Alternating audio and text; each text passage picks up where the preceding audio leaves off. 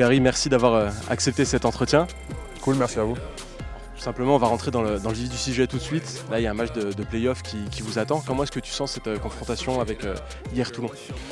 Bah, écoute, je suis un compétiteur, donc je suis forcé de te dire que je la sens bien quand même. En plus, il y a toujours un peu de stress parce qu'on joue pendant toute la saison pour arriver à ce moment-là. Donc voilà, on tombe contre une équipe de hier Toulon. Ce qui est très complexe en fait à ce niveau de National 2, c'est qu'en fait on ne connaît pas du tout le niveau des autres poules. Donc on n'a vraiment pas d'outils pour pouvoir se jauger. On a perdu contre Lune Plage, un match de Coupe de France là-bas où c'était la fête, où la salle était pleine. Donc on ne sait pas non plus ce que c'est, parce qu'on sait à Metz, nous, quand notre salle elle est pleine, notre public il nous pousse, on sait qu'on peut abattre des montagnes. Donc voilà, c'est hâte surtout de comparer cette équipe-là avec nous. Je pense qu'il va y avoir au moins un carton d'observation. Et puis je pense qu'après on va se mettre vraiment dans le match. Donc non, voilà, super excité, super excité. On sait que c'est une équipe qui est coachée par une personnalité un petit peu du basket français, Laurent Sierra.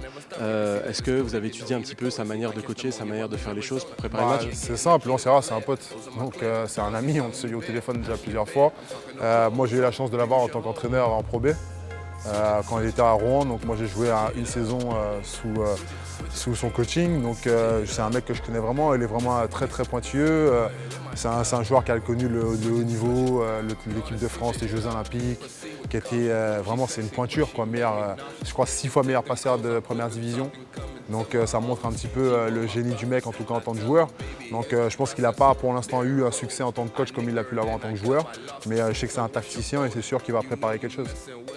Ce qui est sûr, c'est que pour le premier match à domicile, vous allez pouvoir compter sur le public messin. Je pense qu'au niveau du club, on s'attend à remplir la salle sans trop de problèmes. Comment est-ce que tu la vois cette ambiance? Est-ce que tu comptes dessus pour te chauffer, te mettre à fond? Bah clairement, après, moi j'ai envie de te dire, l'enjeu déjà, j'ai pas besoin de ça déjà pour pouvoir avoir de l'ambition et de la motivation, mais c'est sûr que quand la salle elle est pleine, c'est beau, c'est le 6e homme, on n'appelle pas ça 6e homme pour rien, donc on le voit, quand on a besoin d'un coup de pouce supplémentaire, c'est le public qui amène un peu cette flamme, on a cette énergie qui vient des gradins, qui passe par le sol, qui monte dans les jambes et qui peut transcender.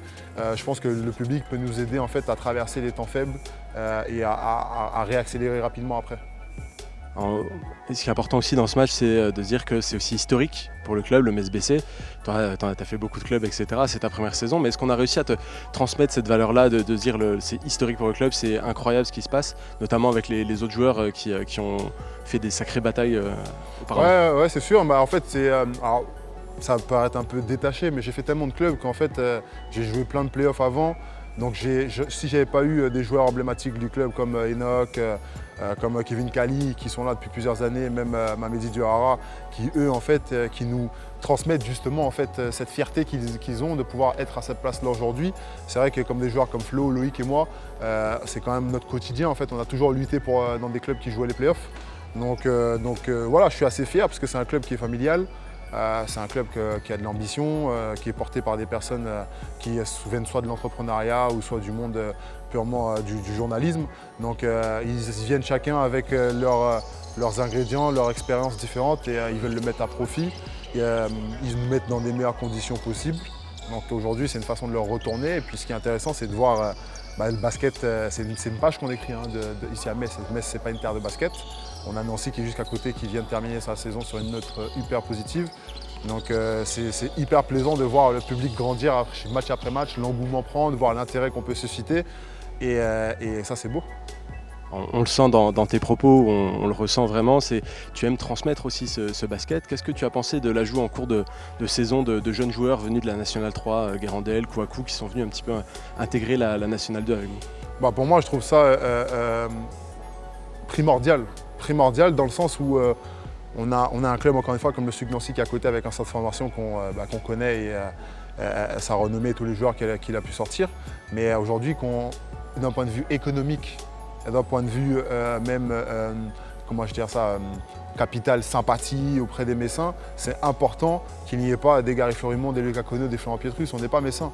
Donc quand je vois le petit Baptiste, le petit Noah qui sont là, le petit Enzo qui sont là, c'est des purs produits messins. Donc ça récompense aussi le travail qui est fait sur la formation, sur les jeunes depuis les baby baskets. Et je pense que tous les clubs environnants, ils ont fait le boulot et c'est ce qui fait qu'aujourd'hui, ces gamins-là se retrouvent là aujourd'hui. Quand on a un club et qu'on a des ambitions, il y a des aspects économiques qu'il faut prendre en compte.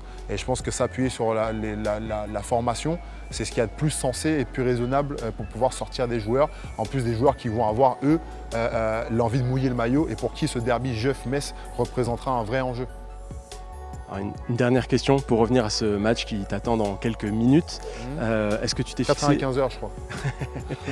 quel objectif est-ce que tu t'es fixé pour cette rencontre? Est-ce qu'il y a un objectif personnel derrière tout ça? Non, personnel, j'ai pas de objectif personnel. Moi, je veux juste gagner. Je veux juste gagner. Et j'ai envie de te dire, je suis pas animé en fait par un désir de moi, Gary Florimond, prouver quoi que ce soit. Aujourd'hui, ce qui m'intéresse surtout, c'est d'écrire une page dans cette ville. C'est pas donné à tout le monde de pouvoir écrire les premières pages de l'histoire d'un sport, d'une ville, qu'on puisse se rappeler de moi comme celui qui a fait partie de l'équipe Kia. Donc j'ai envie de te dire que je veux juste à titre collectif et non individuel. Eh bien, merci pour cette réponse. On se retrouve à la mi-temps. On va essayer de gratter un petit peu plus dans un deuxième entretien la carapace pour aller découvrir qu'est-ce qui se cache derrière le joueur. Avec plaisir. Gasoline off in my cup, gasoline off in we ride. Gasoline off in my cup, gasoline off in we lit. Gasoline off in my cup, gasoline off in we ride. Gasoline off in my cup, gasoline off in we ride. Coming down with the pretty, pretty bang, you know I'm fly. Alors Gary, nous voilà pour cette deuxième partie d'entretien. Avant le match, on avait évoqué la partie vraiment sportive. Là, j'ai un petit peu envie d'aller vers le côté personnel, la personne qui se cache derrière toi. On sait que tu as été initié au basket un peu sur le tard, vers 12 ans je crois. Et comment ça s'est passé cette initiation? En plus, on sait que tu ne viens pas de France métropolitaine. Comment est-ce que tu en es venu jusqu'ici? C'est simple, moi là-bas je viens des sports de combat.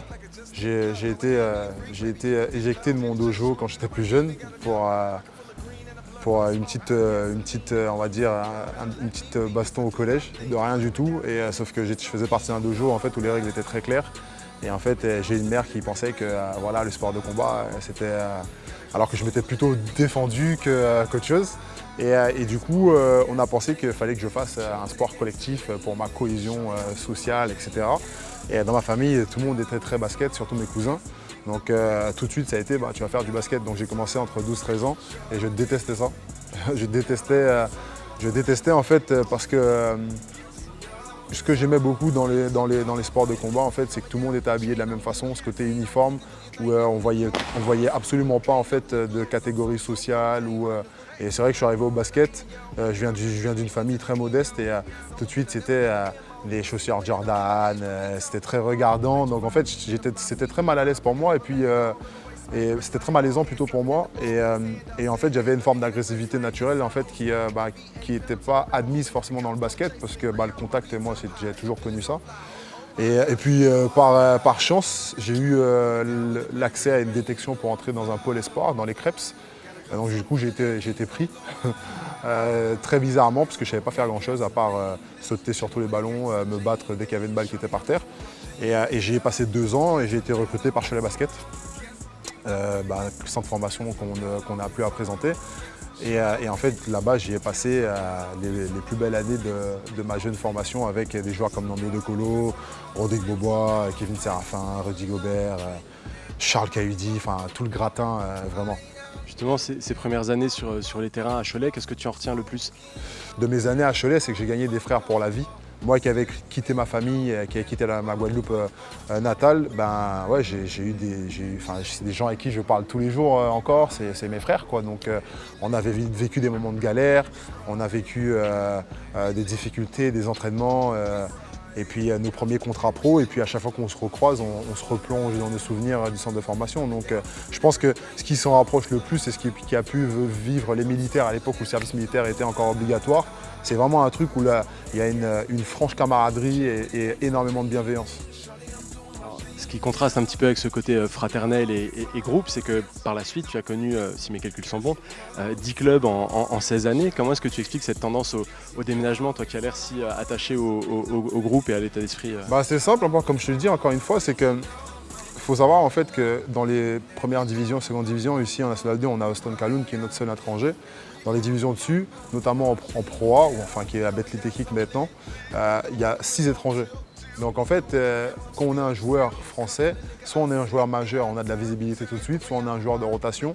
Et en fait, il faut capitaliser à chaque fois sur chaque saison pour aller essayer de trouver en fait cette place qui va nous permettre de partir dans un 5 majeur, de montrer. Donc en fait, à chaque pan de ma carrière, si tu regardes, j'ai toujours évolué en fait. J'ai toujours gratté un club qui jouait quelque chose en plus, jusqu'à monter en Pro A. De Pro A, c'était aller chercher un club qui allait jouer les playoffs, etc. Et c'était vraiment une ambition personnelle de à chaque fois de capitaliser. J'étais vraiment en fait dans ce schéma-là du joueur qui cherche à capitaliser sur ce qu'il peut faire de bien. Tu parles de ces étapes que tu as essayé de franchir et de monter toujours plus haut.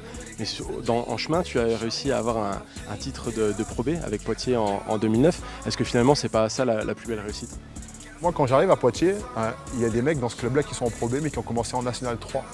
Et c'est ça qui est incroyable. Et je pense qu'au-delà du titre, ce qui est le plus beau, c'est quand tu as un coéquipier, il vient te dire merci à la fin d'un titre parce que tu l'as aidé à aller chercher un truc qui était juste impossible à faire. C'est-à-dire qu'on a des joueurs qui sont partis National 3 à Poitiers et qui ont joué en Pro A. Enfin, c'est quand même assez dingue. Enfin, je ne sais pas si c'est déjà arrivé dans l'histoire d'un club où tu as des joueurs qui sont restés de la National 3 jusqu'à la Pro A. Donc au-delà du titre qu'on a pu gagner à Bercy, ce qui est encore plus fort, c'est qu'on a gagné ce titre à Bercy face à Limoges. Donc c'était un derby, c'était le derby parce que Limoges est à 1 heure de Poitiers. Donc en fait, il y avait vraiment le derby Limoges-Poitiers à Bercy pour une finale de play-off de finale de Pro B. Et c'était magique parce que quand on est retourné, la ville était en fête. Et c'est surtout la ville a fêté ces mecs-là. Parce que moi, j'ai joué 2 saisons, mais eux, ils étaient là, ça faisait 10 ans, 12 ans. Il y avait des poids de vin de souche qui ont jeûné la National 3, qui ont fait le Crêpes à Poitiers, Crêpes, National 3, National 2, National 1, Pro B, Pro A. C'est incroyable. Et je pense que le plus beau en histoire, au-delà du trophée, c'est ça. D'avoir permis, d'avoir aidé ces mecs-là à aller chercher ça. Tu évoquais aussi Nancy tout à l'heure où tu as joué. Ouais. Malheureusement, tu as connu la descente avec eux. Là, La blessure aussi. La blessure aussi. Est-ce que tu as suivi un peu leur saison là, qui est historique de retour en Pro A en Elite? Pour moi, c'est même pas historique parce qu'ils le méritent depuis un moment. Parce qu'un club comme Nancy se doit d'être en Deep Elite, qu'on voit l'engouement encore qu'il y avait, le public, la salle, c'est juste dingue, quoi. Les gens ils répondent présents à chaque fois. Et eux aussi ont une saison compliquée, avec des hauts et des bas. Il y a des joueurs que j'apprécie beaucoup qui jouent là-bas. Donc bien sûr, j'ai suivi ça avec attention. J'ai encore des amis à Poitiers, j'y retourne encore très souvent. Et c'est d'ailleurs parce que j'ai joué à Nancy que j'ai apprécié la région, ce qui a fait que je me retrouve à Metz aujourd'hui. Tu l'as dit un petit peu plus tôt, la blessure à Nancy, c'est quelque chose qui t'a un peu marqué, mais pas seulement physiquement. On a pu lire aussi que ça a été une blessure mentale qui t'a un petit peu poursuivi. Tu peux nous en dire quelques mots? Ce qui a été très dur, en fait, c'est ce qui est assez cruel avec ce métier-là, c'est que on est mis de côté en fait pendant 11 mois, on n'a pas de nouvelles, on n'est pas suivi, on est écarté du groupe. À ce moment-là, avec Gregor Beugnot qui était au club et qui m'a mis de côté parce qu'il ne m'avait pas signé. Donc c'est la réalité aussi du sport de haut niveau. On entend souvent parler d'être mis au placard, ça existe aussi dans le sport de haut niveau. Donc c'était très difficile, j'en ai eu une période de dépression. D'ailleurs, moi je faisais partie d'une association qui accompagne les athlètes là-dessus. Et en fait, je me suis fait comme mission de porter mon expérience qui a été finalement très constructive, mais de la porter haut pour que d'autres sportifs qui ont peut-être subi ce genre d'événement puissent en parler en fait en toute fierté, en toute quiétude, parce que c'est quelque chose qui est très tabou en fait dans notre milieu. Les sportifs sont bien payés, ils sont bien portants physiquement, donc ils n'ont pas le droit d'avoir des failles psychologiques. Et comme je dis souvent, on a des préparateurs physiques parce qu'on a des blessures physiques. On doit avoir aussi des préparateurs mentaux, des psychologues, parce que aussi les joueurs, comme les personnes lambda, ont des blessures aussi psychologiques.